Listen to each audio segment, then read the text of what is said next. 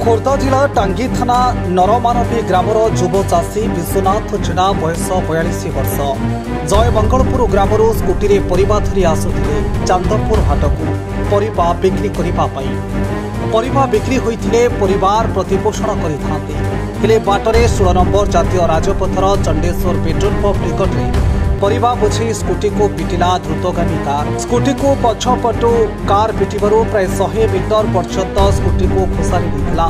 चाषींकर scooty संपूर्ण भांगी रुचि चुरमार हो जाइथिबा बेले परिबा पत्र संपूर्ण नष्टभष्ट हो जाइछि। एपटे चाषींकर मुंडरे गंभीर आघात लागिछि, प्रबल रक्तस्राव होइछि।